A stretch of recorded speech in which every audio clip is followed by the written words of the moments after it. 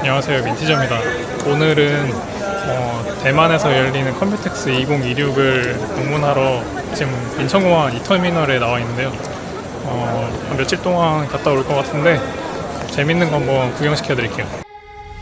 이번 영상은 에즈락, SN코어, 신놀로지의 스폰서를 포함하고 있습니다.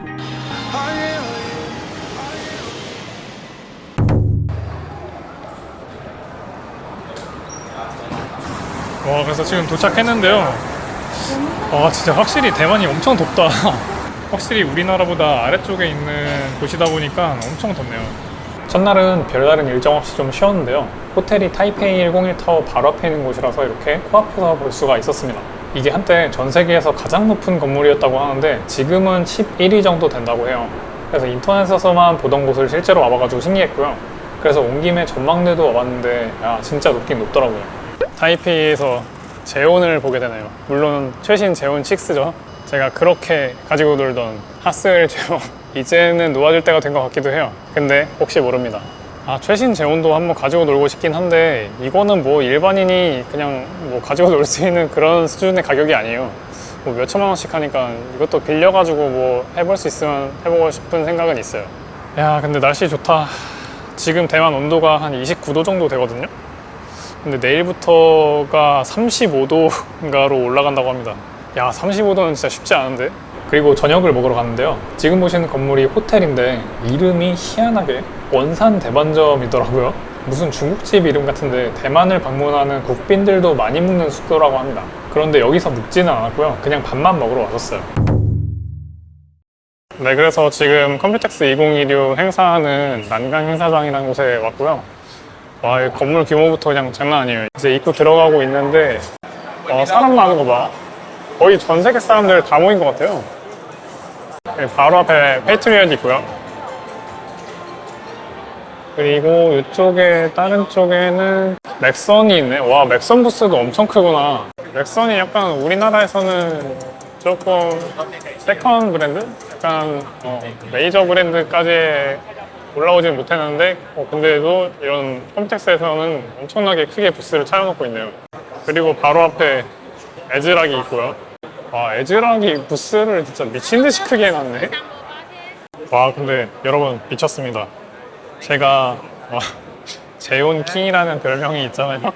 근데 그 제온킹에 해당하는 모델이 여기 메인보드가 있어요.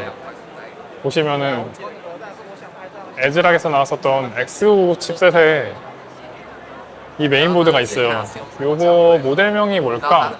정확한 모델명은 제가 지금 보이지는 않는데 아무튼 X99 타이치 모델 같아요. 에즈락 X99 타이치 모델인데 요거를 갖다가 지금 10주년 기념 모델로 해가지고 Z890 타이치로 새로 만들었다고 합니다. 그래서 요거는 이렇게 나왔고요. 타이치가 에즈락에서 이제 최상급 브랜드잖아요. 그래서 그런지 전체적으로 좀 깔끔하게 검은색으로 디자인이 되어 있고 가운데 쪽에는 이제 M.2 슬롯을 방열판을 크게 만들어 놨어요. 아마 저거를 제가 지금 여기서 뗄 수는 없을 것 같긴 한데 떼면은 M.2 슬롯이 한 4개 정도 들어가 있지 않을까. 그리고 요건 한번 열어봐도 되지 않을까? 이렇게 이지 릴리즈라고 해가지고 VGA 슬롯을 갖다가 이제 쉽게 뺄 수 있는 거고. 그런데 저는 사실 X99 타이치 모델이 조금 더 반갑긴 했습니다. 들고 가서 이제 제온 CPU 바로 갈구고 싶은 생각이 들더라고요. 그리고 이 앞에는 요거는 라데온 RX 9070XT의 타이치 모델이에요. 그래서 역시 최상급 브랜드인 타이치답게 펜은 일단 3개로 구성이 되어 있는데 중간 거는 반대로 돌아가는 리버스 구성이고요. 두께도 어마어마합니다. 그리고 타이치 모델답게 그래픽카드 브래킷 부분도 좀 남다르게 디자인 되어 있더라고요. 그리고 이제 인텔 거의 타이치 모델만 있는 건 당연히 아니죠. 여기 보시면은 AMD의 X870E 칩셋을 사용한 타이치 모델도 있습니다. 근데 전체적인 그 디자인은 인텔 거나 AMD 거나 이제 비슷한 계열로 가지고 가고 있고요. 단지 이제 AMD냐 인텔이냐 따라서 달라지긴 하지만 아까 전에 보신 것처럼 중간에 M.2 방열판이 크게 하나 있고 근데 이 사이즈 자체는 인텔 거보다 조금 더 긴 것 같기는 해요. 이렇게 되어 있구나. 그리고 이쪽에 M.2 슬롯이 하나가 또 있고요. 근데 이쪽에도 M.2인 것 같거든요. 이게 조금 다르네. 아까 전에 인텔 Z890에서는 이 옆쪽에 램 슬롯 옆쪽에는 이런 게 없었는데 이게 추가가 되어 있네요. 그리고 이쪽에다가 메인보드를 쫙 모아놨는데 하나씩 다 보여드릴게요. 이쪽에 타이치 아쿠아 모델이 있어요. 아쿠아 모델이 약간 은색이랑 흰 색깔 이런 계열로 색감을 조합을 한 것 같은데 얘도 되게 희한하면서도 멋있게 생겼네. 이런 건 뭐야 이거? 분전반 같은 거 아파트 분전반에 들어가는 그런 느낌으로 해놨고 이쪽에는 Z890 타이치인데 OCF 모델이고요. 이거는 좀 색감을 갖다가 노란색이랑 검은색 계열로 줬구나 이거. 그리고 이게 아무래도 오버클럭에 특화되어 있는 모델이다 보니까 메모리 슬롯은 딱 2개만 있어요. 이런 게 조금 다르죠. 요거는 타이치는 아니고 Z890 노바 모델이에요. 근데 노바 모델도 디자인이 상당한데? 요새는 이제 메인보드들 디자인이 거의 막 상향 평준화가 돼가지고 완전 최상급 모델이 아니더라도 이렇게 좋은 디자인으로 나오는 것 같아요. 요거 이지 릴리즈는 똑같이 다 있네. 그리고 이쪽에는 락 모델이 있는데 정말 이거 락 모델은 좀 기본형 모델이다 보니까 정말 기본에 충실한 방열판 디자인 뭐야 근데 이거 약간 벽돌 스타일이에요. 그리고 이거는 이제 M8X 메인보드 규격인데 요거 보시면은 위에는 그냥 일반적인 ATX 사이즈의 보드도 있어요. 그래서 이렇게 여러 가지가 있네요. 위쪽에는 스틸 레전드 모델도 있는데 스틸 레전드 모델이 생각보다 디자인이 괜찮은데? 이런 약간 깎아놓은 느낌이라든지 아니면 색감 배치라든지 이런 게 약간 로봇 보는 느낌? 건담 보는 느낌 같은 게 약간 비스무리하게 나는데요? 오, 신기한데? 그리고 오른쪽에는 챌린저 모델이 있고 이거는 완전히 화이트랑 실버 쪽으로 디자인을 한 것 같아요. 이거는 어떻게 빼는 거야? 이거를 이렇게 빼는 건가? 이렇게 M.2 방열판도 이런 식으로 이쪽에 스프링이 있어가지고 이런 식으로 해가지고 빼는 거예요. 그래서 전체적으로 싹 보면은 이게 몇 개야 이거. 그리고 오른쪽으로 돌려보니까 야 이거는 CPU가 4개가 들어가는데? 이거는 LGA 4677? 이거 인텔 소켓인가 보네요. 그래서 CPU가 총 4개가 한꺼번에 들어가는 그런 서버용 메인보드라고 보시면 되겠고요. 그리고 메모리가 이거는 요거 하나당 8개거든요? 8개, 16개, 4개 하니까 메모리 슬롯만 64개가 붙어 있어요. 그래서 이쪽에도 쫙 보시면은 야 어마어마하게 서버용 메인보드도 붙어 있어요. 그리고 이쪽에는 에즈락에서 나온 그 미니 PC들이 있잖아요.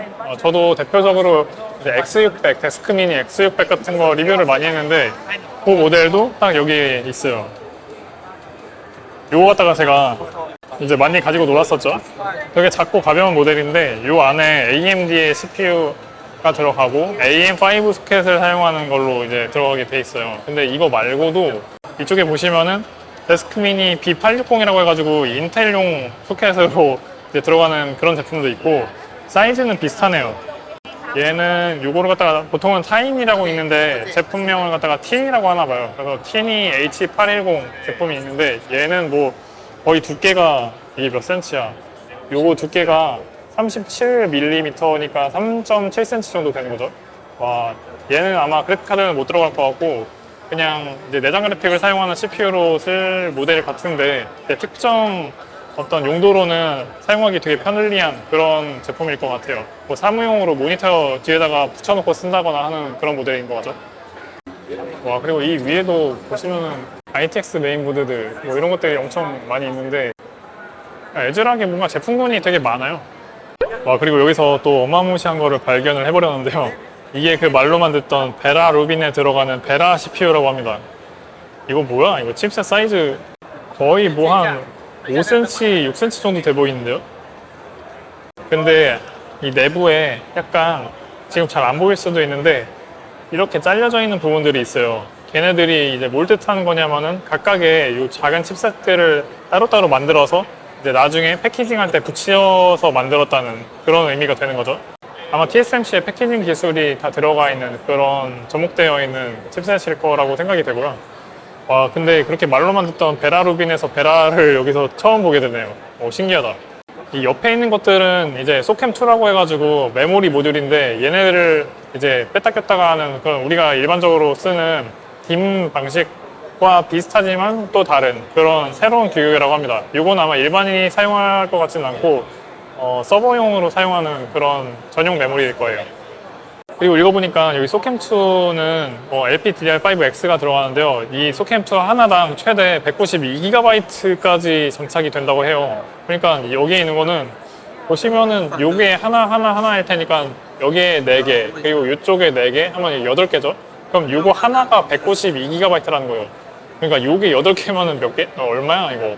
이거만 해도 1TB가 넘어가는데요. 진짜 삼성전자랑 SK 하이닉스가 왜 이렇게 올라가는지 알 것 같은 그런 모습이고요.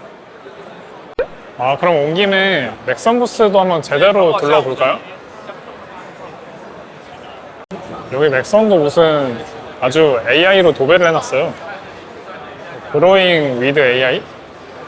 요게 그나마 제가 봤었던 제품 중에 하나인 게 아니구나. 제가 봤던 거는 P850, 아크 P850이었는데 이거는 디자인은 비슷한데 아크 프로 B60이라는 모델이네요. 게임용 그래픽카드는 아니고 AI 연산용으로 사용되는 그런 카드 같아요. 야, 근데 이거는 뭐야? 여기 보시면은 뭔가 오덕오덕스러운 그런 느낌의 메인보드가 있는데요. 이것도 인텔의 LGA 1851 소켓 사용하는 그런 메인보드인데, 이쪽에 LCD 창이 이렇게 크게 붙어 있네. 지금은 꺼져 있어가지고 나오진 않는데, 켜져 있으면은 엄청난 것이 튀어나올 것 같은 그런 LCD 창이 붙어 있네요. 그 디자인들도 보시면은 뭐 알록달록해요. 이런 건 이제 뭐랄까요, 제너럴하게 일반적인 사용자들을 타겟팅했다기보다는 좀 특정한 취향을 가지고 계신 분들께 잘 맞을 것 같아요. 이 왼쪽에 있는 것도 약간 비슷한 느낌이죠. 되게 디자인이 독특하다. 그리고 약간 저희가 조금 익숙할 만한 게 브랜드 중에서 터미네이터라는 브랜드잖아요. 요거는 다나와에 몇 가지 모델이 있었던 것 같거든요. 맥선 메인 모델 중에서. 그래서 이런 모델이 조금 익숙해요. 근데 이 위에 있는 거는 이런 것도 나오는구나. 요거는 LGA 4677, 이것도 서버용 메인보드인데요. 제가 얼마 전에 이제 5천만 원짜리 컴퓨터를 리뷰를 한 적이 있었죠. 물론 이 모델은 AMD 거라 가지고 이거랑 다르긴 하지만 메인보드 모양 자체는 되게 비슷하게 생겼어요. 이 위에 메모리 소켓 4개, 아래에 4개, 그리고 밑에는 거의 뭐 PCI 익스프레스 슬롯이 몇 개야? 7개가 달려있네요. 사실 우리나라에서는 맥선의 그 위치가 좀 A티어 같은 느낌은 아니긴 하잖아요. 근데 점점 더 좀 넓혀가면서 좀 커지고 있는 그런 느낌이에요. 자, 그리고 와보고 싶었던 리안리. 근데 리안리가 엄청 많이 내 생각하고는 달라졌구나. 알루미늄만 있는 게 아니라 그냥 전반적으로 PC 케이스는 다 존재를 하네요. 이거 언제부터 이랬지? 제가 너무 아재인 것 같기도 하지만. 야, 근데 이거는 뭐야? 야, 보시면은 좀 전에 케이스 안에 들어있었던 그런 쿨링팬들 여기 이렇게 모아놨네요. 가운데 LCD 창 박혀있는 거. 이거 한번 해보고 싶기도 하다. 근데 약간 투머치 화려하다? 약간 그런 느낌도 동시에 들긴 하는데 이쪽에 이런 거 애니메이션 같은 거 넣는 거는 또 귀여운 것 같아요. 이렇게 강아지가 시바견이네요. 사실 제가 기억하는 리안리라고 하면은 이렇게 뭔가 엄청나게 커다란 빅사이즈의 대형 컴퓨터 케이스가 가장 먼저 떠오르긴 해요. 물론 알루미늄 케이스도 뭐 동시에 떠오르지만, 그래서 이런 게 좀 저한테는 리안리답다라는 느낌으로 다가오는 제품이네요. 네, 여기는 1전 시장이고요. 좀 전에 보여드렸던 데는 2전 시장인데 1전 시장 쪽이 조금 더 여러분이 아실 만한 그런 업체들이 많은 곳입니다.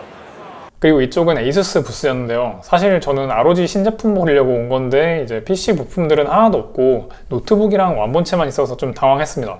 그런데 부스 지도를 보니까 이렇게 에이수스가 2군데 있더라고요. 알고 보니까 이쪽이 제가 처음 갔던 곳이고, 그리고 맞은편이 ROG 전용 부스였어요. 그래서 ROG 부스 쪽으로 가봤는데요.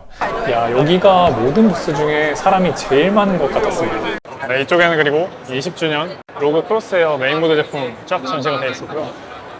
야, 여기 이렇게 큰 LCD 화면을 갖다 박아놨는데, 아니 그리고 로고 사이즈 뭐야 이거? 그냥 중간에 이 M.2 슬롯 쪽에 있는 거는 그냥 안 쓰기로 생각을 하는 건가? 아예 뭐 뺄 수 있는 구조 같은 게 없는 것 같은 느낌인데 로고를 갖다가 겁나 크게 박아놨어요 여기다가. 그래서 여기 쫙 해가지고 ROG 크로스웨어부터 ROG 스트릭스 전시를 쫙 해놨습니다. 이 아래쪽에도 이렇게 수냉 쿨러랑 같이 해가지고 다 전시를 해놨고요. 그리고 한쪽 면에는 SK T1 여기 대상형님 얼굴이 보이죠? 이렇게 제품으로도 따로 나왔나봐요. 에이수스랑 같이 T1이랑 콜라보를 한 그런 제품이 하나 있는데 칩셋은 5060 Ti네요. 그리고 왼쪽에도 보시면은 이렇게 5070 제품도 전시가 되어 있더라고요. 야, 백플레이트의 T1 가슴이 웅장하다. 그리고 오른쪽에 요거는 또 뭐야? 이거는 컴퓨터가 아닌 것 같이 생겼는데요? 이거 어떻게 된 거야 이거? 이쪽에 이제 그래픽카드가 달려있고 이쪽에는 수냉 쿨러가 달려있어요. 약간 에이수스에서 기념으로 만든. 그리고 이쪽에 보니까 수냉 쿨러에 야, LCD가 이렇게 커. 지금 제 손바닥하고 비교를 해보면 아실 텐데 사이즈가 미쳤어요. 이거 변경도 되나? 아, 변경은 안 되네. 변경은 윈도우 프로그램 상에서 해야 되나 봐요. 근데 지금 CPU 38도. 여기 행사장이 상당히 더운데 38도면은 엄청 시원한데요? 아, 여기 따로 스낵쿨러만 모아놨네요. 아까 전에 보셨던 그 엄청 화면 큰 그 스낵쿨러. 그리고 SN코어 클레브 부스에 방문을 해봤습니다. 클레브도 상당히 또 부스를 크게 해놨네. 이쪽에 보시면은 야, 무슨 이렇게 부품을 펼쳐놨네. 미니 RTX 사이즈에다가 이제 수냉쿨러 박아놓고, 그 다음에 수냉쿨러를 갖다가 아래쪽에다가 여기 어디다가 만들어 놓은 것 같아요. 약간 이런 컨셉 PC 같은 거를 업체들이 많이 만들어 놓더라고요. 그리고 이쪽에는 뭐 이거 약간 박테리오파지라고 해야 되나? 약간 그런 느낌이거든요. 여기다가 이제 클레브 메모리를 갖다가 다 박아놨어요. 어떻게 만든 거지? 그래서 돌아가면서 제품이 보여져. 야, 진짜 이런 거 보려고 컴퓨텍스 오는 것 같아요. 그리고 이쪽에 보이시는 게 SN코어의 이제 가장 기본 메모리죠. 흑금치라고 별명이 많이 불려지는데, 네, 이게 완전 기본이에요. 요거 말고 DDR5도 당연히 있겠죠. 요거는 CUDIM 제품이네요. 이제 기본적인 DDR5보다 조금 더 클럭이 높다고 알려져 있는 그런 CUDIM 제품이고, 바로 밑에 일반적인 UDIM 제품이 있습니다. 그래서 저희 집에도 요 UDIM 제품 DDR5랑 DDR4가 둘 다 있어요. 그리고 왼쪽에는 튜닝 메모리들이 좀 더 있는데, 이 중에서 가장 유명한 게 이제 클래스 V RGB 이거거든요. 이것도 제가 지금 쓰고 있습니다. 이 화이트 제품도 있고 블랙 제품도 있는데, 집에는 블랙 제품이 8000메가 트랜스퍼 세컨드짜리 제품이 하나 있어요. 근데 지금은 안 파는 것 같고 8000짜리는 아무래도 수요가 좀 적어서 그런가 봐요. 지금은 동일한 디자인으로 한 6400 같은 게 많이 팔리더라고요. 그리고 오른쪽에는 요거는 뭐지? 요거는 처음 보는데 유광으로 되어 있는 모델도 있었네요.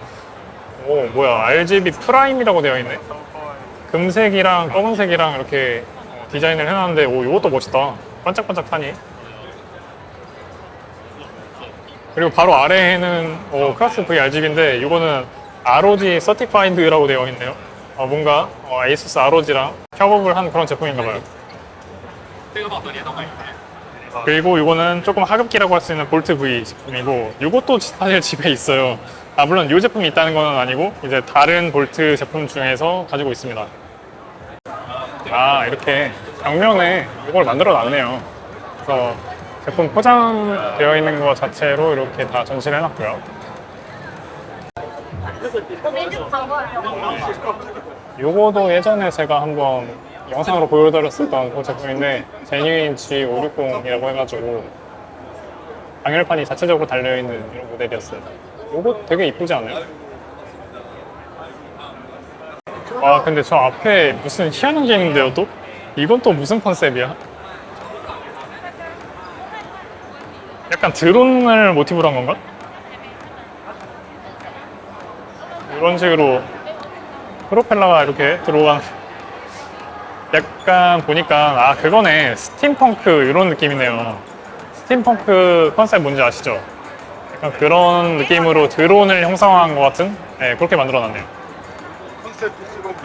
네, 그리고 이쪽에 보시면은 이렇게 앞부분에 헐. 근데 제가 설명하는 와중에 갑자기 태태하는 회장님이 오셨어요. 와, 이럴 수가 있나? 바로 앞에서. 와, 미쳤다. 최태현 회장님 눈앞에서 볼 줄은 지금 말이 헛나오는데 너무 떨려가지고 와. 근데 회장님도 그것을 피하시지 못하셨나 봅니다. 예. 아무리 돈이 많아도 피할 수 없는 것이 있는 것 같습니다.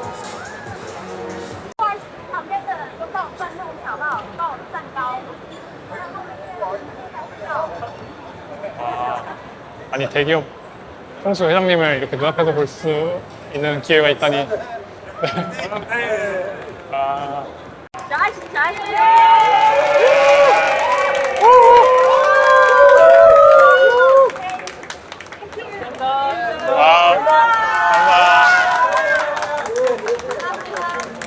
와, 오늘 최태원 회장님도 보고 제스남도 보고, 야, 호사네 호사. 한번 큰 폭풍이 휩쓸고 간 이후에 이렇게 에센코어 제품들을 갖다가 모아놓은 이런 부분이 있었어요. 에센코어에 이렇게 많은 제품들이 있었구나. 메모리랑 SSD 다 모아놨네요. 그리고 이제 우리나라 기업이죠. 자랑스러운 SK 하이닉스 부스인데, 와, 여기도 사람이 엄청 많아요. 그래서 사람을 뚫고 부스를 들어와 봤습니다. 역시 하이닉스답게 메모리 제품들이 전시가 되어 있는데요. 이거 하나에 96GB라고? LP캠2라고 하는데 메모리 칩이 지금 보이는 거는 이렇게 4개밖에 없기는 해요. 근데 4개밖에 없는데 뒷편에도 붙어 있는지 모르겠는데, 이거 한 모듈, 이거 하나가 96GB가 된다고 합니다. 그리고 이쪽에 보시면은 요거는 HBM4E 실리콘 웨이퍼를 갖다가 전시를 해놨어요. 자, 여기 보이죠? 요게 HBM4E 제품. 너무 번쩍번쩍거려가지고 찍을 수가 없네. 나가야겠다. 자, 그리고 요번에는 MSI 부스에 한번 와봤습니다. 야, MSI 그냥 위에를 갖다가 전체를 다 화면으로 만들어버렸어요. 야, 엄청 크게 해놨네. 또 MSI도 여기 라이트닝 로고. 뭐야 이거, 풀런 줄 알았더니 연결되어 있는 걸 보니까 RTX 5090이었습니다. 네, RTX 5090 32GB 라이트닝 Z고요.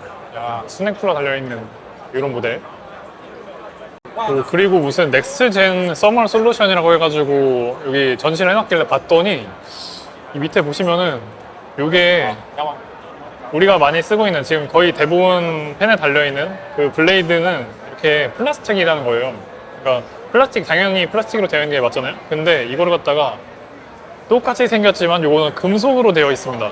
금속으로 만든 이런 펜 블레이드를 가지고 쿨링을 하면은 더 좋다라고 하는 것 같은데, 요거는 실제로 뭔가 데이터가 나와봐야지 알겠죠. 써있는 걸로 보면은 에어플로우가 더 강해지고 뭐 효율이 더 높아진다 이렇게 써놨는데, 요거는 실제로 한번 봐야 될 것 같아요. 그리고 이쪽에 보시면은 뭐 머티리얼을 바꾸고 뭐 히트 파이프를 변경하고 이런 거에 대해서 간략하게 써놨는데, 그리고 여기에서 이렇게 보시면은 이게 구분이 잘 안 되겠지만 이 내부를 갖다가 이렇게 잘라놓은 이유가 있어요. 그래서 그 이유를 봤더니 이렇게 내부를 사선 모양으로 무늬를 넣어 놓으면은 그 면적이 더 넓다는 거죠. 이 표면적이 넓어짐으로 인해 가지고 이렇게 직선으로 되어 있는, 직선 무늬로 내부가 되어 있는 것보다 더 이제 쿨링 효율이 높다, 이런 얘기를 하는 것 같아요. 그리고 오른쪽에는 다이아몬드 가루를 갖다가 이제 서멀 패드에다가 섞어 놓으면 더 열 효율이 좋다, 뭐 이런 기술들도 쓰려고 생각을 하고 있구나. 야, 그리고 여기다가 RTX 5090 라이트닝 전시해놨는데 박스가 이렇게 열리네요. 이렇게 양쪽으로 열리는데 이거 뽑아가지고 들고 튀고 싶다. 그리고 MSI 부스 중간에 보니까 MSI 클로를 크게 전시를 해놨더라고요. 특히 이번에 인텔에서 이런 핸드헬드 콘솔용으로 출시하는 아크 G3 익스트림 프로세서를 탑재한 클로 8 EX AI 플러스 제품이 있었습니다. 당연히 이거는 실기기 테스트를 해봐야겠지만, 인텔에서는 아크 G3 익스트림이 AMD 라이젠 G2 익스트림을 탑재한 ASUS ROG 엑스박스 Li X보다 평균 42% 빠른 결과가 나왔다고 주장하더라고요. 그래서 너무너무 기대되는 프로세서인데요. 적당히 옵션 타협을 하면은 트리플 A급 게임들도 돌릴 수 있지 않을까 생각이 되더라고요. 그리고 기기 만듦새는 약간 뭐랄까, 기존 클로 AI랑 ASUS ROG Li를 섞은 그런 느낌도 들었습니다. 그리고 여기에 이제 MSI의 최상급 메인 보드라고 할 수 있죠. 유니파이 X 맥스가 있는데, 요거는 사실 저도 하나 갖고 있어요. 사실 요 디자인 자체는 저는 개인적으로는 X670 쪽, X670 이쪽의 디자인이 더 나았다고 생각은 해요. 뭔가 묵직한 느낌, 그런 게 있었는데, 와, 근데 말씀을 드리자마자 왼쪽에 바로 딱 그런 제품이 있습니다. 이거는 Z890 갓라이크인데 이거야말로 진짜 찐 MSI의 플래그십 제품이죠. 그러니까 이런 게 멋있어요. 저는 좀 수트를 입은 느낌처럼 이 전체 PCB를 가리는 이런 방열판들이 붙어 있는 게 전 좋더라고요. 그리고 이거 딱 보니까 사이즈가 EATX 사이즈인 거 같거든요. 와, 이거 어마무시하네. 그 왼쪽에 뭐야 이거? 여기 파워 서플라이, 파워 서플라이 단자 부분이 오른쪽에 붙어 있는 거구나. 그런데 이거는 이제 알겠는데, 두 개는 알겠는데, 이 나머지 것들은, 여기 USB 2.0 치는 거랑 뭐 여러 가지가 다 이쪽에 달려있는 거구나. 그냥 조립하기 편하게 했는 것 같아요. 밑에도 다 그렇게 달려있네. 밑에 쪽도, 근데 이거는 그래픽카드 8핀 같은데 여기 이게 달려있네 또. 근데 위에 또 보니까 이 PD 파워라고 되어 있잖아요. 아마도 여기 USB-C 타입이 케이스 전면에 들어가 있는 거에서 나오는데 거기서 이제 고속 충전 시키고 싶을 때 그때 여기다 꽂아주는 것 같아요. 그리고 이쪽에 MSI에서 나온 파워 서플라이도 있는데 MSI 파워가 지금 단계에서는 메인 밸류가 높은 상황은 아닌 것 같아요. 하지만 이제 점차적으로 발전해 나가겠죠? 이쪽은 그리고 스낵 쿨러가 있는데 야, 이렇게 꼬아놓으면은 있는 쿨란트도 플로우가 안 되겠는데? 좀 펴줘야 될 것 같고. 와, 근데 저기는 저 어마무시하게 커다란 건 뭐지? 미쳤다. 이거는 너무 웅장해가지고 말이 안 나오는데. 사이즈 보이세요 이거? 미쳤어요 이거. 케이스가 이거 나중에 한번 제가 보여드릴 수 있을 것 같긴 한데 혹시라도 이제 할 수 있으면은 제가 직접 조립하는 모습을 보여드리도록 하겠습니다. 그리고 이름은 MSI의 MEG 마에스트로 900R이라고 합니다. 엄청나죠? 금색이랑 검은색으로 이렇게 돼 있어가지고 너무 멋있어. 이거까지 주는 거겠지? MEG 받침대까지 이렇게 싹 있고. 여기 방금 전에 보여드렸었던 거랑 되게 비슷한 게 있는데 이거는 MSI의 40주년을 기념해서 만든 드라코 에픽 에디션? 이라는 케이스네요. 드라코가 아무래도 MSI의 용용이랑 좀 결의를 같이 하다 보니까 이름을 그렇게 지은 것 같고요. 이제 내부에 40주년이 붙어 있네요. 야, 이거 뭐야? 야, 그림이 너무 과해. MSI는 항상 느끼는 건데 다 좋은데 용 그림이 너무 과해요. 근데 이것도 좋아하시는 분들은 또 좋아하실 테니까. 그리고 또 이제 기념비적인 모델이니까 40주년의 기념 모델이니까 특별하게 더 이렇게 해놨죠. 아주 꼼꼼하게 용 그림을 많이 그려놨습니다. 왼쪽에도 이제 또 있고, 요거는 이제 AMD X870E 버전이네요. 이 오른쪽에 있는 거는 이제 인텔 Z890이었고 요거는 X870. 야, 용 그림이 어마무시해요. 이거 이제 안 좋아하시는 분들이 맨날 용 그림 좀 어떻게 해봐라 라고 하는데 꿋꿋이 밀고 나가는 걸 보면은 이제 자부심이 있다는 거죠. 와, 여기서 지금 G스케일에서 오버클럭 쇼를 하는데요? 오버클럭 쇼를 갖다가 바로 앞에서 직관하는 건 또 처음이네. 지금 액체 질소 갖다가 막 실시간으로 오버클럭을 하고 있어요. 여기 다 오버클럭 팀들이 계시고요. 여기 화면에 오버클럭 하시는 분들 막 얼굴 띄워놓고 여기다 액체 질소를 무슨 그냥 드럼통을 갖다 놨네요. 그리고 이거 뭔가 어디서 많이 봤었던 것 같은 그런 레이싱 휠 안에다가 컴퓨터를 만들어 놨네요. 이거 이썸님 채널에서 만드셨던 거를 봤던 것 같은데 약간 그거보다는 좀 덜 깔끔한 형태라고 해야 될까요? 이런 식으로 바닥에 받침대 따로 만들어 놨어요. 야, 그리고 이건 또 뭐야? 카드캡터 체리야 이거 뭐야? 약간 가차를 모티브로 하는 것 같죠? 여기 동전 넣는 구멍도 있고 돌리는 것도 이렇게 만들어져 있는데 실제로는 안 들어가는 것 같아요. 야, 하트가 좀 부담스럽긴 하다. 근데 뭐야 이거? 중간에 떠 있는데요? 이게 지금 어디 고정되어 있는 게 아니라 공중에 떠 있어요. 어떻게 한 거지? 자석으로 했을 것 같긴 한데 얘는 뭔가 뭐라고 해야지? 귀상어라고 아시죠? 이 눈 옆에 눈 옆에가 아니라 머리 쪽이 이렇게 길쭉하게 돼가지고 길쭉한 부분에 눈 달린 그 상어를 갖다가 만들어 놓은 것 같은데, 여기 막 움직이는 구동구도 있고 여기 입도 왔다 갔다 하면서 벌려요. 상어를 만들어 놨네. 그리고 얘는 개구나. 그 매트릭스에 나오는 그 킬러 로봇이라고 해야 되나? 그거 뭔지 아시죠? 이거 안에다가 컴퓨터를 만들어 놨네. 이 머리가 두뇌가 컴퓨터입니다. 야, 별의 별걸 다 만들어 놨다. 그리고 저쪽에 자꾸 뭐가 삐직거려가지고 봤는데 여기 로켓을 하나 만들어 놨어요. 그래서 아래쪽에서 이렇게 픽픽거리면서 연료 분사? 막 이런 거. 이 내부에는 이렇게 컴퓨터를 장착을 해놨습니다. 여기도 알아지네. 그리고 AMD는 컴퓨텍스 행사장에 있지는 않고 이렇게 그랜드 힐라이 호텔이라는 곳에서 따로 별도로 행사를 한다고 해가지고 이쪽으로도 이동을 했습니다. 그래서 AMD는 이렇게 한 켠에다가 제품을 전시를 해놨는데요. 그래서 안쪽에 보시면 이제 에픽 9005, 뭐 8005 이런 CPU들이 있고, 그리고 오른쪽에 이제 최근에 나왔었던 라이젠 9 950X3D2 CPU도 있어요. 그리고 오른쪽에는 이제 AI 맥스 395. 여기 일반 컨슈머용 CPU들도 전시를 좀 많이 해놨네요. 그리고 제가 아마 조만간에 보여드릴 수 있을 것 같은 게 요 그래픽 카드인데, 요거는 이제 라데온 AI 프로 R9700이라는 CPU라고 합니다. 요게 아마 우리 기준으로 했을 때는 라데온 9070 XT 정도랑 이제 비슷한 거의 똑같은 그런 스펙을 갖고 있어요. 근데 얘는 메모리가 그래픽 메모리가 32GB로 지금 올라가 있는 거래요. 이외에도 라이젠 AI 맥스 플러스 395 프로세서를 탑재한 라이젠 AI 할로라는 그 미니 PC도 있었는데요. 메모리 용량이 128GB로 되어 있는 걸 보면은 이것도 이제 로컬 AI용으로 나온 느낌이 강했고요. 그리고 여기 들어간 내장 그래픽은 라데온 8060S라는 건데, 이거는 성능이 거의 랩탑용 RTX 4060 수준까지도 된다고 합니다. 그리고 이외에도 데이터 센터용 서버렉 제품 전시를 많이 해놨는데요. AI 연산용 인스팅트 가속기가 장착되어 있는 모습을 볼 수가 있었고요. 그래서 이렇게 AMD를 마지막으로 둘째 날이 마무리되었습니다. 네, 오늘은 세 번째 날이고요. 오늘도 컴퓨텍스 전시장 왔습니다. 왔으니까 뽕은 뽑고 가야 되잖아요.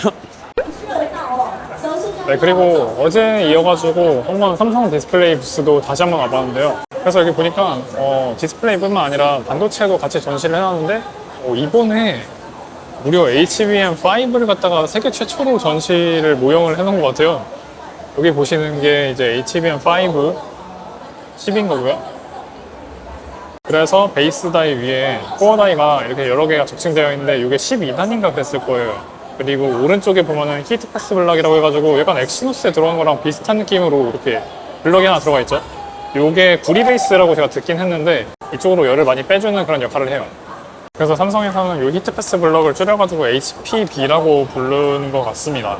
이게 삼성전자에서 HBM4E를 납품한다 이런 얘기를 했던 게 불과 몇 달 전? 몇 달도 안 된 것 같은 그런 느낌인데, 여기다 HBM5를 전시를 해놓은 거를 보면은 뭔가 이제 삼성전자가 감을 잡고 있나? 찾고 있나? 이런 생각이 들기도 합니다. 그리고 이쪽에 와보니까 HBM4E에 들어가는 코어 다이랑 베이스 다이 웨이퍼 실물을 전시를 해놨어요. 그래서 보시면은 이쪽에 있는 게 코어 다이인데 약간 뭐랄까 팥죽 색깔? 그런 색깔을 띠고 있는 웨이퍼라고 보시면 될 것 같고요. 요게 코어 다이니까 요거는 이제 메모리에서 만드는, 메모리 사업부에서 만드는 웨이퍼가 되겠고요. 그리고 오른쪽에 보시면은 요게 베이스 다이라고 하는 건데, 요게 파운드리의 4나노 공정을 기반으로 해가지고 만들어진 그런 웨이퍼인 거죠. 요거는 되게 선명한 공색을 띠고 있네요. 그래서 요거 두 개를 갖다가 요 두 가지 웨이퍼를 합쳐서 가운데에 있는 요 HBM4E를 만드는 겁니다. 신기하죠? 그리고 밑에 있는 거는 아까 전에 제가 좀 전에 보여드렸었던 그 넥스트 다음 세대 HBM인 거고요. 그래서 HPB, 히트패스 블럭을 탑재한 그 다음 세대 HBM. 그래도 제가 궁금한 거를 여기에 전시를 잘 해놨네요. 뭔가 하이닉스와 더불어가지고 우리나라의 위상을 올려주는 뭔가 자랑스러운 느낌이 듭니다. 야, 근데 대단한 게 HBM5를 갖다가 벌써, 야, 진짜 우리나라 삼성전자 대단하다. 네, 그리고 이번에는 조텍 부스에 한번 들러봤어요. 조텍도 이번에 20주년이 됐나봐요. 그래서 20주년 애니버서리 이렇게 써있네요. 그리고 미모의 누님께서, 그리고 조텍에서는 이렇게 연도별 출시 제품들을 쭉 전시를 해놨더라고요. 그래서 단계별로 어떤 느낌으로 변화해 왔는지 알 수가 있었어요. 그리고 우리나라에는 아직 들어오지 않았지만 조텍에서도 이제 케이스 시장에 진입을 한다고 하더라고요. 그래서 시제품을 봤는데 좀 화려한 그런 RGB 없이 깔끔하고 단정한 느낌을 좋아하시는 분들한테 맞을 것 같았습니다. 그리고 한쪽에는 조텍의 그래픽카드들이 전시되어 있었는데요. 조텍이 전체적으로 좀 다크 그레이랑 골드 색상을 잘 사용하는 브랜드잖아요. 그래서 단정한 고급짐이 느껴졌습니다. 그리고 옆쪽에 있는 PC에는 젠슨 왕이 사인을 하고 갔더라고요. 그리고 다음은 시놀로지 부스에도 방문을 해봤는데요. 시놀로지는 사실 저한테는 나스 전문 회사의 이미지가 거의 전부였는데 메인으로 내세운 제품들이 예상이랑 많이 달랐습니다. 맨 앞에 메인으로 있던 게 기업용 서버 스토리지 제품이었는데요. 특히 가운데에 있던 요 파스 7700이라는 제품은요, 내부가 하드디스크가 아닌 전체가 다 NVMe SSD가 들어가는 시스템으로 만들어져 있었어요. 그래서 이 많은 베이가 모두 각각의 SSD가 들어가는 부분들이었고요. 이렇게 일반 나스의 하드디스크를 장착하는 방식처럼 핸들을 올려서 잡아 빼는 구조로 되어 있더라고요. 그런데 일반 소비자용은 아니고 기업용이다 보니까 인터페이스는 M.2가 아니고요, U.3라는 별도의 인터페이스로 되어 있고요. 그리고 이거는 그 베이마다 장착할 수 있는 NVMe SSD인데요. 모델명은 SPU 7200D 시리즈라고 써 있었는데 여기 처음에는 뭔가 SATA SSD처럼 생겨가지고 뭐지? 싶었지만 실제로는 방금 말씀드린 그 U.3 인터페이스를 사용하는 NVMe SSD였습니다. 그런데 진짜 생긴 게 SATA SSD처럼 생기긴 했어요. 그래서 메인으로 전시되어 있었던 제품은 이렇게 크게 세 가지로 나눠져 있었습니다. 그리고 저는 몰랐는데 시놀로지에서 이렇게 홈캠 같은 어떤 시큐리티 캠 같은 것도 만들고 있었더라고요. 저도 이번에 여기 컴퓨텍스 와서 처음 알았습니다. 그래서 이렇게 캠이랑 나스랑 연동을 시켜가지고 만들어낼 수 있는 시너지가 있을 것 같잖아요. 그래서 이런 식으로 나스에 연결을 해가지고 사용할 수 있는 이런 제품도 있었습니다. 그리고 꽤 신기하면서도 실용적인 느낌이 들었던 게요, 이렇게 녹화한 화면을 통합으로 관리하는 그 시놀로지 서베일런스 스테이션이라는 프로그램이 있었는데요. 이 오른쪽 검색창에다가 검색을 하고 싶은 어떤 화면을 텍스트로 묘사하잖아요. 그러면 AI 기반으로 검색을 해서 그 묘사한 화면이 있는 장면만 딱 목록에 떠요. 그래서 지금도 노란 셔츠랑 청바지를 입은 사람이라고 치니까 그 장면들만 딱 띄워주죠.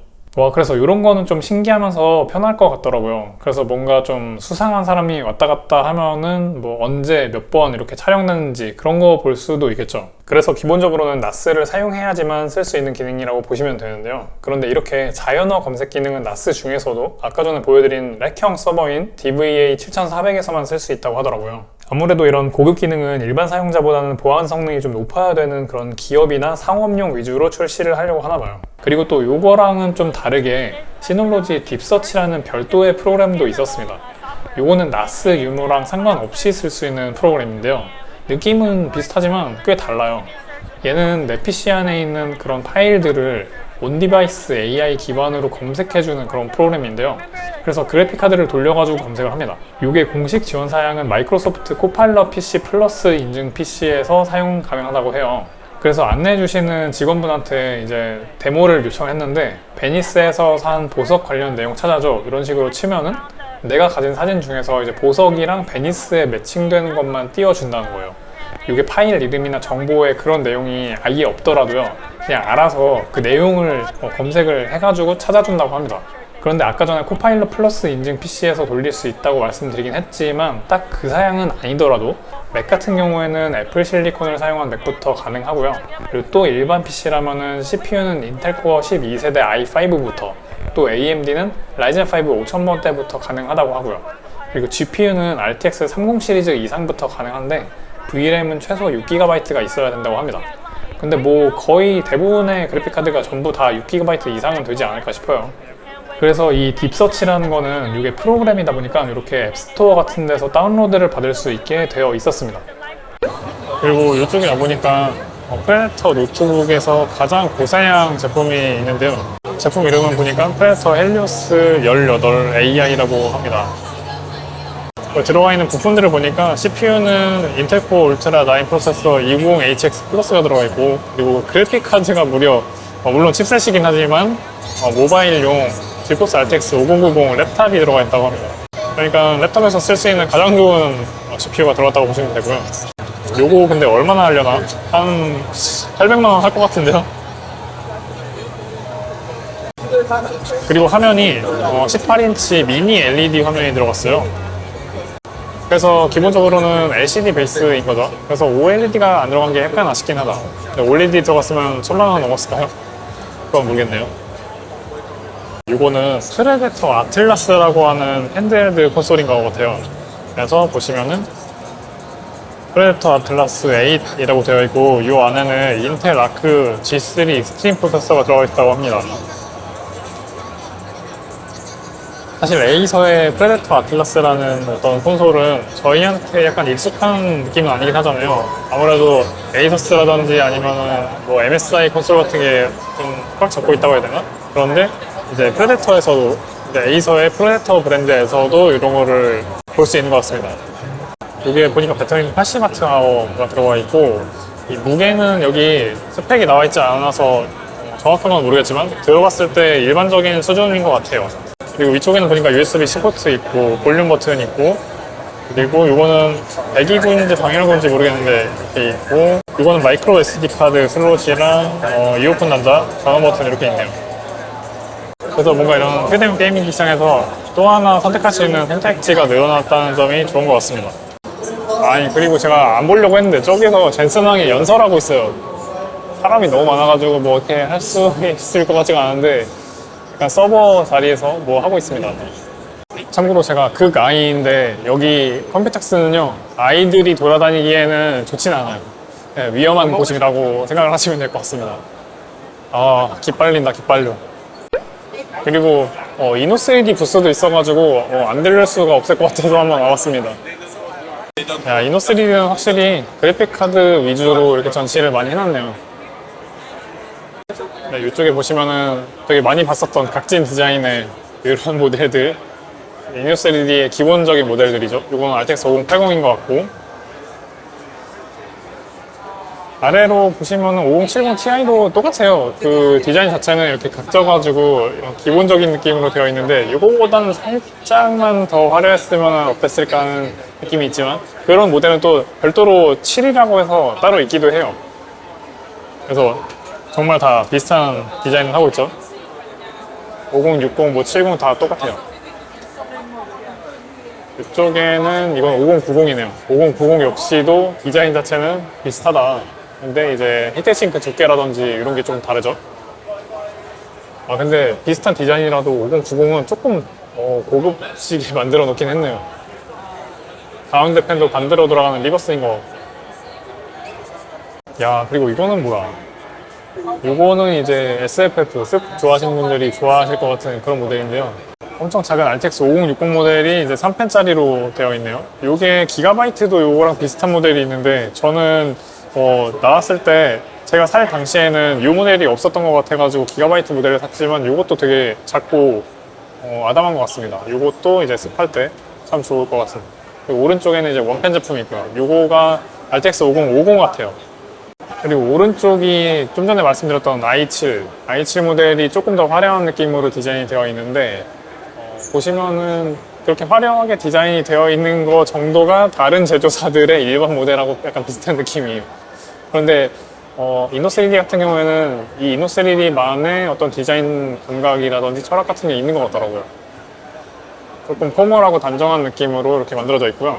요거는 포스 RTX 5060 i7인데 요거가 조금 더 화려한 느낌? 요거는 5060 Ti 모델이라서 LED를 하나 더 넣어 놓긴 했네요. 아무래도 i7 브랜드 자체가 이노3D의 어떤 고급형 모델이라고 할까요? 그런 거다 보니까 여기 i7에 대한 제품들만 모아서 따로 전시를 해놨어요. 네, 옆에서 같이 찍어보려고 하다가 기빨려가지고 나왔습니다. 이제는 어디를 가볼까나. 부스가 상당히 많거든요. 여기 보시면은 제가 지금 접어놔서 그렇지 이거 하나하나가 다 부스인데 어디 가야 되겠다 이런 거를 제가 정리를 해놨어요. 야 여긴 또 뭐야? 그냥 컴덕들의 천국처럼 되어 있어요. 이거는 라이저 카드를 써가지고 옆에다가 붙였구나.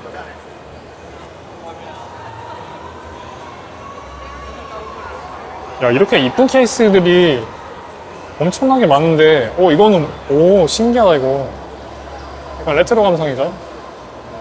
옛날에도 이렇게 케이스 앞에다가 모니터를 작은 걸 붙여놓는 거를 유행을 한 적이 있었던 것 같은데, 레트로 감성. 저 이런 거 좋아하거든요.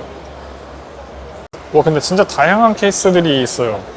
물론 이런 것들은 이제 일반적으로 판매되는 건 아니긴 하지만, 야, 이것도 멋있다. 이거는 어떤 컨셉이지? 어디서 본 것 같은데 색깔은 오버워치 같은 느낌이 들기도 하면서 약간 아닌 것 같기도 하고. 또 사람 많으니까 가야겠다. 사람을 피하는 편입니다. 아, 이거는 그거구나. 그 영화에 나왔었던 것 같은데, 이제 도시를 갖다가 자동차로 해가지고 자동차끼리 막 싸우는 뭐 그런 영화가 있었던 것 같거든요. 기억이 정확하게 제목이 뭔지를 모르겠는데, 이것도 멋있다. 와, 내부에는 이렇게 순행으로 시스템을 구성을 해놨고, 그래픽 카드를 이렇게 비스듬하게 세워놨어요. 이것도 당연히 라이저 카드를 통해가지고 해놨을 것 같고요. 근데 밑에 가운데 펜이 돌지 않고 있는 걸 보니까 뭔가 간섭이 약간 있는 것 같은데요?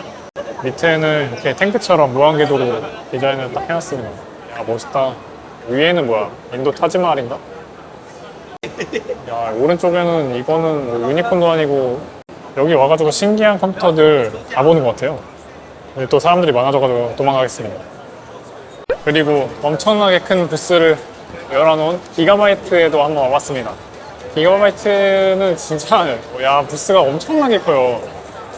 항상 매년 기가바이트랑 에이수스가 부스를 엄청 크게 만든다고 하는데, 이번에는 기가바이트 쪽이고요. 이쪽에부터 보시면은 아이스 메인보드들 쫙 전시가 돼 있어요. 그리고 이쪽에 있는 거는 X870이 어로스 마스터 X3D 아이스인데, 어로스 마스터가 이제 끝판왕급 메인보드잖아요. 그래서 제일 전면에 전시가 되어 있는 그런 모습인데, 여기 왼쪽에는 원래 LCD 화면이 들어가 있는데 지금은 전원 연결이 안 돼 있어가지고 켜지지는 않고 있는 것 같아요.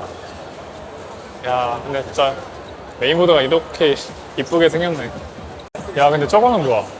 저기 돌아가고 있는 게 있는데, 요거는 X870이 어로스 인피니티 넥스트라고 하는 제품이네요. 네, 이렇게 모델명이 전시가 되어 있고요. 야, 이거 사람이 많아가지고 쉽지 않다. 뒤 백플레이트부터 아주 그냥 번쩍번쩍. 포스가 어마무시하고요. 그리고 보면은 PCI 익스프레스 슬롯을 갖다가 사용을 안 하겠다는 의지 같은데요, 이거는? 다 막아놨어요. 물론 분리 가능하겠지만. 그리고 그래픽카드 자리에다가 뭘 꽂아놨는데 이게 뭔지는 모르겠네요. 이제 한번 볼까? 야, 이렇게 생겼고, 무슨 구멍이 뻥뻥 뚫렸는데 화강암도 아니고 현무암도 아니고, 이거는 인피니티 넥스트라고 제품명이 써있는데 두 자리가 원래는 그래픽카드잖아요. 근데 뭔가 역할을 하는 어떤 카드는 아닌 것 같고 그냥 더미 카드인 것 같아요. 그리고 이쪽에 아래쪽에 보시면은 이런 식으로 이 재질을 전시를 해놨는데 이거 떼면 안 될 것 같은데 떨어졌네. 알루미늄 같은 그런 느낌이네요. 그리고 전면에 어로스라고 딱 로고가 새겨져 있고요. 그리고 요게 아까 전에 옆에 붙어 있었던 그건데, 네, 기능을 하는 건 아닌 것 같아요. 이게 뭔가 다른 어떤 컴퓨터의 기능을 하는 건 아닌 것 같고 그냥 멋있으라고 붙여놓은 것 같습니다. 요게 분해해 놓은 거구나. 야, 보시면 전원부부터 어마무시하다. 그리고 메모리 슬롯은 역시 오버클럭 특화 그런 보드답게 딱 두 개만 달려있고요. 그래서 딱 보시면 전체적으로 고급이다라는 느낌이 확 들죠. 이런 느낌의 디자인은 기가바이트가 확실히 화이트 모델에 뭔가 좀 진심이에요. 와, 이거 너무 멋있는데? 뒤에 화면이랑 같이 딱 조화가 엄청나요. 야, 그리고 이거는 뭐야? 제가 얼마 전에 이제 5천만 원짜리 컴퓨터 보여드렸었던 것처럼 거기 있는 메인보드랑 비슷한 느낌으로 이게 SP6 소켓을 사용하는 그런 메인보드네요. 여기 에픽 들어가거나 아니면은 스레드리퍼 장착 가능한 그런 메인보드라고 보시면 되고요. 똑같이 메인보드 안에 이제 메모리 슬롯은 8개가 달려있고, 그리고 PCI 익스프레스 슬롯도 7개가 달려있어요. 여기 있는 요 슬롯만 빼고 나머지 전체 다 6개는 이제 PCI Express 5.0에 16 레인을 지원하는 거고요. 요거 맨 밑에 있는 것 중에서 두 번째, 요거는 이제 하나만 8레인을 지원합니다. 그래서 요 메인보드의 이름은 WRX90AI TOP 탑이라고 읽어도 되겠네요. 이거는 이제 AI 워크스테이션을 만들기 위해서 사용하는 그런 보드라고 생각을 하시면 될 것 같아요. 이쪽 벽면에는 이제 메인보드 색상에 따라 가지고 두 가지로 전시를 해놨는데요. 아래쪽은 흰색, 이쪽은 검은색. 그 중에서 제일 눈에 띄는 건 이 아래쪽에 있는 ITX 메인보드인데, 이거 모델 이름은 X870i 어로스 프로 아이스라고 하고요. 저 같은 이제 SFF 좋아하는 스몰 팩터 좋아하시는 분들은 이제 환장하는 그런 보드라고 할 수 있겠죠. 그리고 위에는 에어로 모델이 있는데 X870이 어로스 X3D 다크 우드? 다크 우드라고 하는 건 제가 처음 보는 것 같은데 이쪽에 실제 나무로 들어가 있어요. 이거를 컴퓨터를 갖다가 이제 열고 쓰시는 분들한테는 좀 디자인적으로 괜찮아 보이는 부분인데 그래가지고 이렇게 나무 붙어있는 이런 디자인을 사실 저도 좋아하거든요. 그리고 오른쪽에를 보니까 되게 희한하게 생긴 또 보드가 있어요. CPU 소켓이 가로로 되어 있네요. 전체적으로 보면 딱 이렇게 생겼고요. 사이즈는 E-ATX 같은데 소켓이 가로로 달려있다는 거는 보통 이제 북한 오버클럭용 보드라고 보시면 될 것 같습니다. 역시나 이름 보시면 딱 아시겠지만 타키온이죠. Z890 어로스 타키온인데 타키온이 이제 어로스 브랜드 안에서 북한의 오버클럭용 보드의 이제 브랜드로 생각하시면 될 것 같아요. 저도 타키온 보드가 하나 있는데 그거는 뭐 전부 다 완전히 오버클럭에 특화되어 있는 그런 모델이에요. 근데 또 소켓이 가로로 붙어있는 거는 또 신기하긴 합니다. 방열판이 뭐 어마무시해요 또 여기도. 그리고 이쪽에도 신기한 제품이 하나 있어가지고 와봤는데요. 약간 우드 컨셉에 또 진심으로 가려고 하나 기가바이트가? 보시면은 아까 전에 메인보드 보여드렸잖아요. 우드로 되어 있는 거. 그거에 화이트 버전이 또 있나 봐요. 그래서 왼쪽에는 약간 로즈우드는 아니구나. 이게 무슨 나무인지 모르겠는데 아무튼 밝은 색깔의 나무가 이제 흰 색깔 메인보드에 붙어있는 그런 느낌이고, 그거랑 이렇게 모델 이름은 X870이 어로스 X3D 우드라고 되어 있네요. 그리고 요거를 사용했었던 PC 구성이 이렇게 되어 있는데, 그리고 VJ는 RTX 5080 인피니티 우드라고 되어 있네요. 이게 5090도 약간 비슷한 디자인의 모델이 있잖아요. 밑에서 빨아들이고 위에서 이제 배출을 하는 그런 디자인으로 되어 있는 모델이에요. 이거 나중에 제가 한번 빌려가지고 테스트를 해보거나 한번 해볼게요. 이것도 옆에서 자꾸 내가 먼저 찍고 있는데 오셔가지고 불편하시는 분들이 있어가지고 도망가야겠다. 근데 저런 거 멋있는데? 왜 자꾸 제가 찍고 있으면 옆에서 야, 이거 촬영하는 거 경쟁도 쉽지 않다. 여기는 저 같은 아이 같은 사람들이 오면은 진짜 기빨려서 죽을 만한 그런 곳이라고 생각을 하시면 됩니다. 지금 뒤에도 지나가는 사람들 엄청 많은 거 보이시죠? 죽어요, 죽어. 여기 있다. 와, 이거구나. 보시면은 요거죠? 이게 요번에 새로 나온 거. RTX 5090 인피니티라는 모델입니다. 펜 큰 게 딱 2개 붙었어요. 이런 식으로 맨 위에 있는 게 이거 5090 모델이고, 그리고 밑에 있는 게 5080 모델이에요. 근데 5080하고 90이랑 약간 차별을 둔 게 이 40주년 인피니티라고 써져 있는 부분이 5080은 그냥 일반 프린트로 되어 있는데 이 5090은 약간 빨간색이 아니라 반짝거리는 그런 음각으로 처리를 해놨어요. 이런 데서 또 약간 혼나누기를. 근데 보니까 가운데 펜이 또 하나 달려있구나. 근데 이거는 좀 작아가지고 양쪽에 있는 거에 비하면 조금 귀엽긴 한데요. 그래도 3펜은 맞긴 합니다. 하지만 기본적으로는 가장 큰 쿨링은 이 두 가지, 이 양쪽에 있는 거가 해주겠죠. 그래서 아무래도 이제 파운더스 에디션도 마찬가지로 펜이 2개다 보니까 좀 약간 이런 일반적인 3펜 제품보다는 쿨링성이 떨어진다라는 느낌이 있었는데, 근데 이 제품은 어떨지 그게 좀 궁금해요. 이거 제가 제일 좋아하는 타입의 메인보드가 여기 있어요. 약간 이런 포멀한 느낌으로 깔끔한 거를 전 좋아하거든요. 근데 이 오른쪽에 있는 거가 이제 B850 모델이구나. B850도 이렇게 예쁘게 나오네요. 약간 전체를 다 틀어막은 것 같은 그런 디자인을 저는 좋아하나 봐요. 그리고 왼쪽에 있는 거는 X870인데 이거는 이제 아이스 버전으로 이제 흰색 모델이죠. 근데 흰색 모델은 이쪽에 LED도 들어오는 것 같아요. 요새는 진짜 너무 다 디자인이 멋지게 잘 나와가지고 그 중에서 저는 기가바이트 쪽 디자인이 가장 마음에 드는 것 같습니다. 네, 그리고 이번에 녹차에서 새로 나온 신형 스낵 쿨러죠. 그리고 이름은 NLLC1이라고 하는데요. 그래서 보시면은 이렇게 생겼어요. 이게 녹차의 쿨러답게 되게 소음이 조용하다고 합니다. 그리고 보시면은 이렇게 생긴 게 있는데 이게 이제 스낵 쿨러의 워터블록 위에 올라가는 그런 플라스틱이거든요.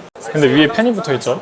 요거가 이런 식으로 마그네틱으로 달려 있어요. 그러니까 자석으로 이렇게 붙고 떨어지고 하는 건데 요거를 위에다가 올리면은 이제 CPU 주변에 있는 뭐 전원부라든지 이런 쪽에다가 쿨링을 더 더해주는 거죠.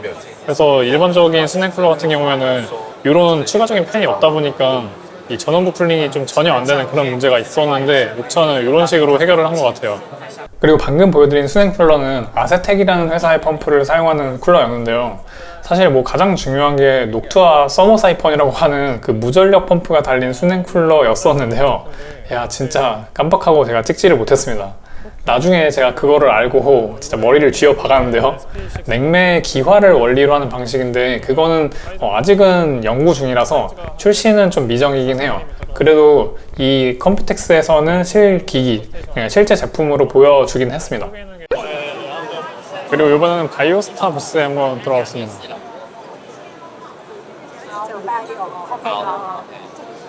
근데 바이오스타도 그냥 메인보드가 아닌데 이거?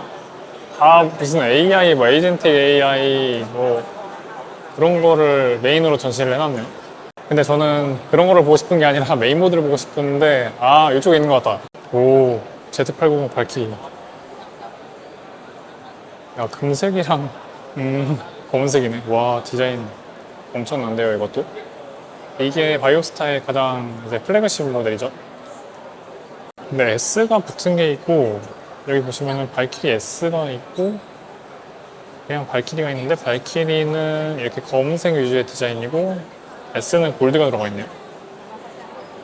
나머지 구성 같은 거를 보면은 뭐 메인보드 레이아웃 같은 거 보면은 두 개가 똑같은 것 같긴 해요. 색상만 좀 다른 부분? 네, 똑같이 생겼습니다. 우리나라에 들어온 바이오스타들이 대부분 이제 저가형들이 많다 보니까 이런 애들이죠. 이런 애들 위주로 많이 판매가 되고 있는 걸로 알고 있는데 바이오스타도 약간 우리나라에서 그런 인식 같은 거를 개선하려고 많이 노력을 하고 있다고 합니다. 근데 아시는 것처럼 저는 바이오스타 좋아하는 편이에요. 그리고 다나와에서는 B850MT 이 모델이 좀 많이 눈에 보였었던 것 같아요. 이거 집에 하나 제가 있었는지 없었는지 잘 기억이 안 나는데 그리고 오른쪽에 있는 거는 이것도 마찬가지로 발키리인데 이거는 X870이 AM5 스팻을 사용하는 발키리고요. 그래서 이번 컴퓨텍스 2026 전시관은 이 정도 돌아다녔는데요. 이거 외에도 수많은 업체의 부스들이 있었지만 저는 아무래도 좀 PC 부품 회사 위주로 돌아다녀 봤어요. 컴퓨텍스는 이제 대만을 대표하는 국제 행사로 발돋움을 했는데요. 내년에는 어떤 제품과 기술이 전시가 될지 기대가 됩니다. 근데 진짜 조금만 덜 더울 때 했으면 너무너무 좋을 것 같긴 해요.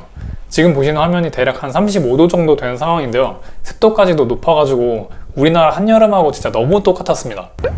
그래서 이제 지금까지는 컴퓨텍스 투어를 했었는데 어느 정도 다 찍고 나와가지고 앞으로는 좀 먹을 것 좀 먹으면서 놀러 다니려고요. 대만에는 이렇게 오토바이가 정말 많더라고요. 그래서 차선 사이사이로 오토바이가 좀 위험하게 달리는 모습도 많이 보였는데요. 신기하게 요리조리 다 피하면서 잘 다니더라고요. 여기는 시먼딩에 있는 시먼누들이라는 곳이었고요. 위치는 시먼딩 약간 아래쪽인데 대표 메뉴는 우육면이랑 돼지족발이었습니다. 간장에 계란이랑 좀 돼지고기 이렇게 졸이고 있는 것만 봐도 뭔가 근본력이 느껴지는 그런 집이었는데요. 구글 평점 4.2에 리뷰 개수가 10,000개가 넘어간 집이라서 기대를 많이 했어요. 그런데 실내는 리모델링을 했는지 가게 초입하고는 완전 다르게 깔끔하고 냉방이 완전 빵빵했는데요. 저는 우육면이랑 족발을 시켜봤습니다. 일단 우육면 국물은 엄청 진한 소고기 묵국 맛이 나는데요. 간은 생각보다는 좀 슴슴해서 우리나라 사람들한테도 잘 맞는 편이었어요. 그리고 면은 이게 대만 우육면의 기본적인 면인지 모르겠는데 약간은 제 개인적으로는 밀가루 냄새가 나는?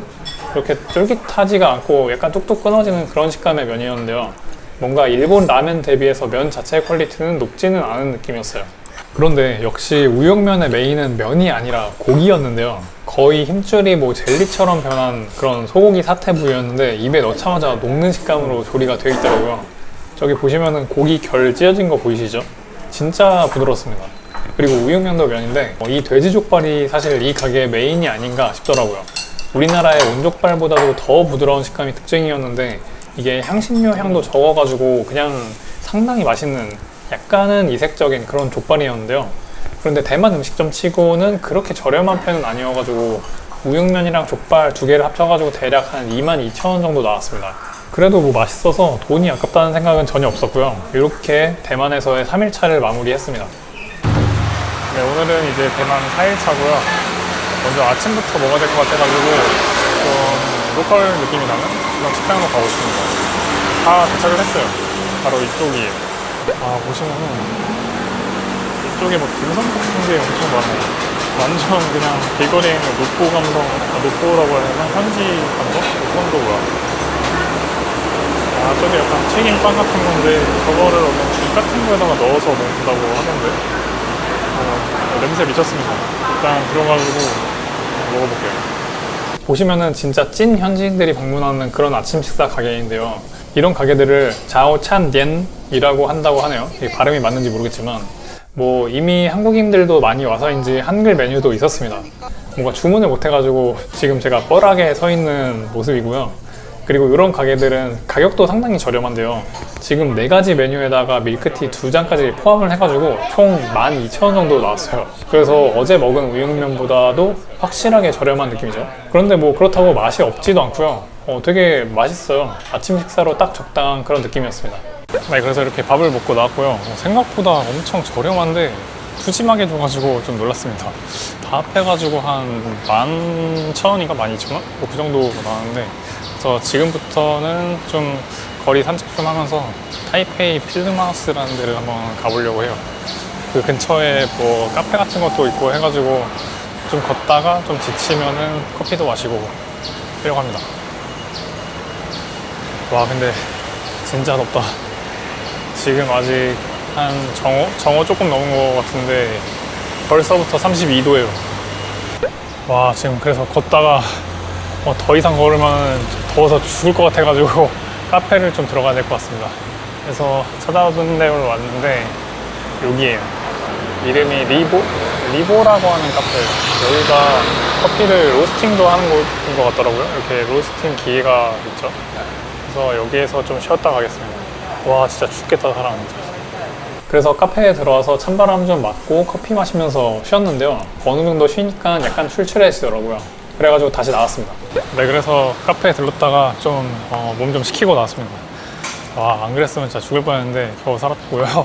이제는 밥 먹은 지가 얼마 안 되긴 했는데 국수를 하나 또 먹어보려고 합니다.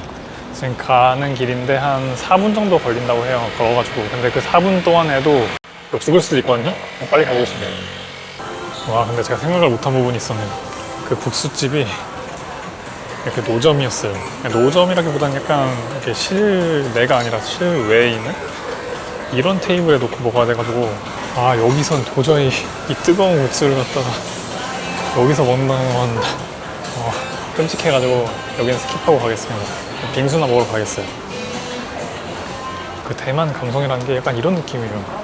건물 아래에 이렇게 천장이 있고 그 천장 아래로 사람들이 지나다니는 그런 거거든요. 이 모든 건물들이 다 이렇게 돼 있어요. 그래서 물론 중간에 이렇게 길이 나오면은 여긴 끊겨 있지만 이 길 지나고 나면은 다시 또 그게 이어져요.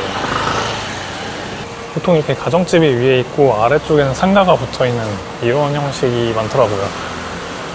네, 그래서 빙수집에 왔는데 여기 이름이 빙찬이라는 데거든요. 와, 근데 사람 줄이 붙이는데요. 여기 또 기다릴 수 있을까? 네, 간판에 빙찬이라고 써있어요. 이게 한국 사람들이 얼마나 많이 왔으면 한글로 영업시간 안내를 써놨어요. 야, 정말 가뭄에 담비 같은 이 망고 빙수 한번 먹어보고 갔습니다. 이거 망고빙수 우리나라 뭐 신라호텔 막 이런 데서 한 6, 7만 원에 팔잖아요. 여기는 여기도 뭐 엄청 싸진 않아요. 10,000원이에요, 10,000원. 그래도 양이 괜찮습니다. 그래서 약 15분 정도 기다린 다음에 망고빙수를 받았는데요. 망고빙수 맛은 뭐 말해 뭐해 너무너무 맛있었습니다. 맛있어요. 근데 냉동망고는 근데 왜 이렇게 싱거워요? 냉동망고는 항상 먹을 때마다 약간 신느낌이 있는데 이 생망고는 신느낌이 없고 그냥 엄청 달고. 네, 그래서 빙수 다 먹고 나왔고요. 지금부터는 이제 광화 디지털 플라자라는 곳으로 가보려고 합니다. 거기는 이제 우리나라 용산 전자상가처럼 PC 부품들을 판매하는 그런 전자상가래요. 그래서 대만의 전자상가는 어떤지 한번 가보도록 하겠습니다. 네, 그래서 광화 디지털 단지, 광화 디지털 센터라는 곳에 왔고요. 건물로 되어 있어요. 그래서 이 주변에 광화 디지털 센터랑 광화 일렉트릭 센터인가? 그렇게 두 가지 건물이 있는데 그 일렉트릭 센터에서는 전자제품 위주로 판다고 하고, 그리고 이 광화 디지털 센터 안에서는 이제 PC 부품 위주로 판매한다고 합니다. 그래서 한번 안에 들어가 볼게요. 네, 여기 보자마자 이제 미쿠 사진이 있고요. 약간 이게 뭐랄까 그 낮은 상가, 선인 상가 느낌하고 비슷하면서도 조금 다른 것 같기도 하고, 그거보다는 약간 이 복도 폭이 널찍한 느낌? 여기는 본격적으로 컴퓨터 부품만 판매하는 곳은 아닌 것 같으니까 조금 더 안쪽으로 들어가고 있습니다. 네, 이런 느낌이죠. 좀 비슷하죠. 또 뭐 플레이스테이션 판매하는 것도 있고, 여기 키보드 타건할 수 있는 것도 있고, 마우스도 판매하는데, 제가 이번에 사실 노트북을 대만에 들고 오면서 마우스도 같이 갖고 왔는데, 그게 제가 메인으로 쓰고 있는 마우스거든요. 근데 마우스를 갖다가 이전 호텔에다가 놓고 왔어요. 지금 호텔을 옮겼더니 마우스가 없더라고요. 그래서 여기서 마우스도 하나 사야 될 것 같아요. 광화 디지털 플라자 내부는 정말 우리나라 용산 전자상가랑 많이 닮은 느낌이었는데요. 규모 자체는 전성기 용산이 훨씬 더 큰 느낌이었습니다. 근데 지금 용산은 거의 문을 많이 닫은 느낌이잖아요. 이게 대만도 마찬가지로 해가지고 예전보다는 오프라인 시장이 많이 죽었다고 하더라고요. 아무래도 아주 예전부터 온라인이 많이 커지다 보니까 이런 현상은 좀 어쩔 수 없는 부분 같았습니다. 그래서 이번에는 바로 옆에 있는 신트랜드라는 건물에 들어와 봤는데요. 이쪽은 굳이 따지자면 예전에 용산 전자랜드랑 느낌이 좀 비슷한 것 같았어요. 그 중에서 몇 군데 방문을 해봤는데요. 제일 기억에 남는 거는 에이수스 ROG 매장이었어요. 그래서 신기한 노트북이 하나 있어가지고 보러 왔는데, 이거 이름은 보니까 로그플로우 Z13KJP라고 합니다.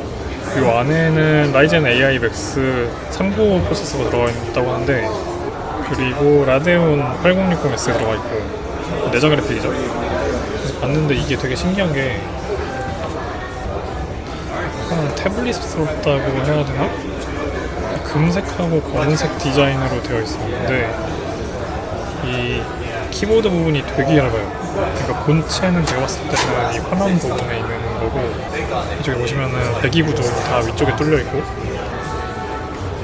아마도 이거 이 화면 부분만 떼가지고 들고 다닐 수도 있을 것처럼 보이거든요. 그리고 터치 되나? 네, 터치가 되죠. 그러니까 아마 이게 본체일 거예요. 이렇게 닫고 이거 이렇게 닫으면은 이런 식으로 들고 다닐 수 있는. 이게 우리나라에서도 판매가 되고 있는 건지 모르겠는데, 일단 여기 대만 가격 기준으로는 한 600만 원 정도 하는 것 같습니다. 그리고 왼쪽에는 이 윗판을 갖다가 전시를 따로 해놨는데, 이게 알루미늄 같아 보여요. 통 알루미늄을 갖다가 깎아가지고 이렇게 만든 것 같고요.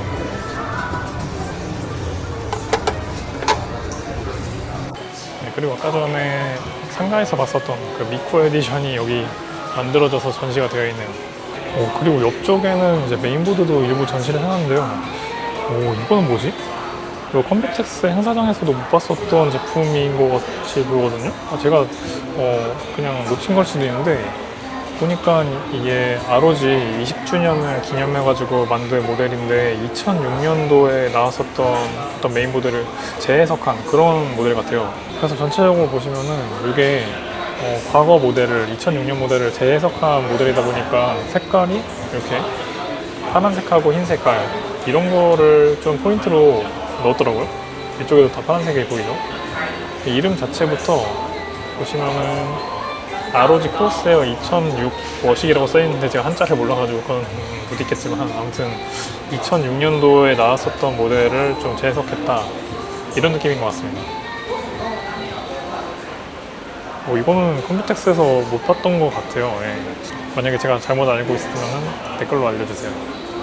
그리고 전원부 방열판 부분은 약간 금색이랑 동색 색깔, 그 구리 색깔을 섞어놓은 듯한 그런 색깔로 되어 있고 소켓은 AM5를 쓰고 있네요. 밑에는 이렇게 ROG 딱 써있죠. 이거 근데 칩셋은 뭘 쓴 걸까? 칩셋이 뭐가 들어가 있는지가 나오지가 않네요. 아마도 뭐 X870이나 X870E 같긴 한데 정확하지는 않네요. 그래서 전체적으로 보면은 이렇게 제품들이 전시가 되어 있었고요. 그리고 오른쪽에는 특이하게 SK T1의 선수들의 핸드 프린팅이 전시가 되어 있습니다. 여기에 페이커 선수, 우리의 대상혁 님도 전시가 되어 있네요. 그럼 대볼까?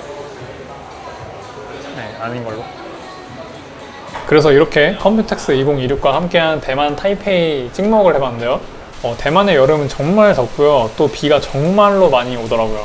그래도 맛있는 것들도 먹고 컴퓨터 부품들도 원 없이 보는 그런 경험을 했습니다. 네, 그래서 이렇게 컴퓨텍스 2026 보려고 겸사겸사 들른 대만 타이페이 대충 이 정도에서 여행을 마무리를 해야 될 것 같아요.